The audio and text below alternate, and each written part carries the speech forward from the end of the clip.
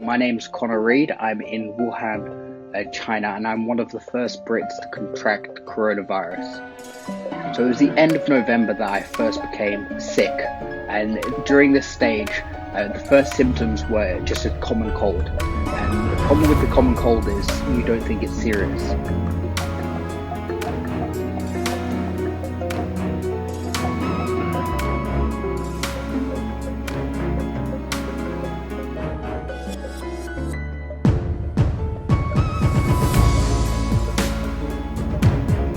During that time, cough, snivels, this sort of pain behind the eyes, sinuses, and that's the stage where it's most risky because you can inadvertently spread it to other people. It was at that stage that I really didn't know what it was, and nobody else knew what it was. It was something that really wasn't heard of at that time. The first symptoms are definitely mild. You're definitely not going to be going to work during that stage, but you're not going to die. It's the second and third stages that are more serious.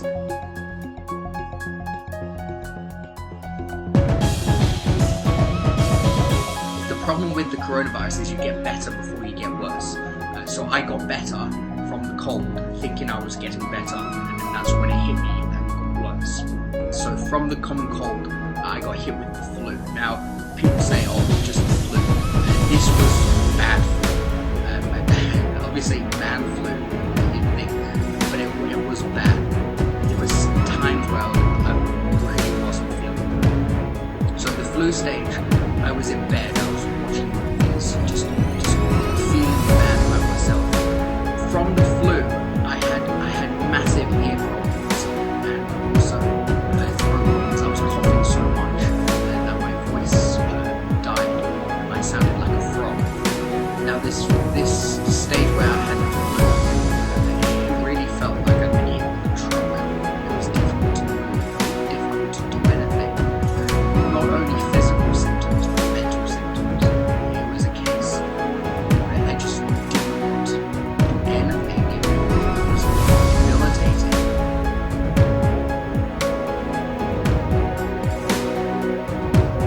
The virus comes, it gets better before it gets worse. You have a cold, it gets better, you get the flu, it gets better, then it progresses to pneumonia. And this is where it was the most scariest. This is because I'd never experienced this before. It felt like you were breathing through one lung through a paper bag. You get up to go to the bathroom and you're out of breath and you just can't get that full breath. I didn't feel like I was going to die, but really was not well at all. Now the problem I had was that there was no testing kits available. It did take a while for anybody to develop a testing kit, and so I wasn't tested for a long time. My samples were not tested until later on when those testing kits did come available.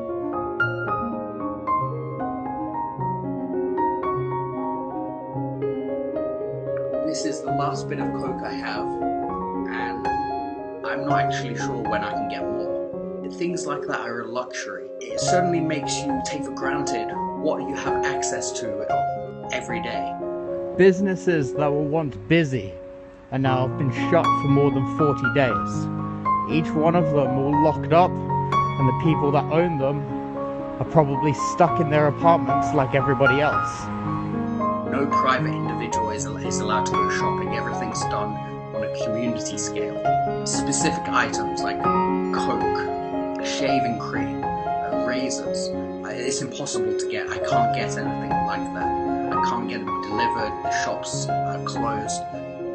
Things that I can get is like vegetables, carrots, potatoes, onions. Meat-wise, it's done in bulk, so I've been getting big pieces of pork belly, bags of dumplings. Can't buy chicken legs, can't buy chicken breast, it's the whole thing. And that will get delivered to our gate. Now we're not allowed to actually leave the gate from there.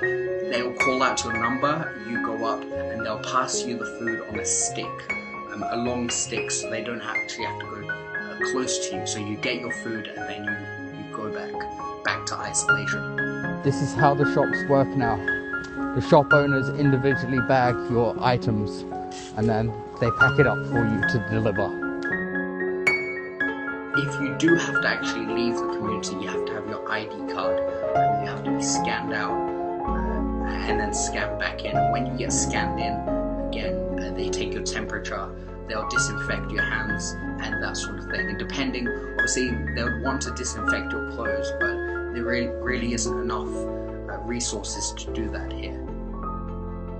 So in regards to exactly the lockdown procedures, we got told almost 3 a.m. that there was going to be a lockdown.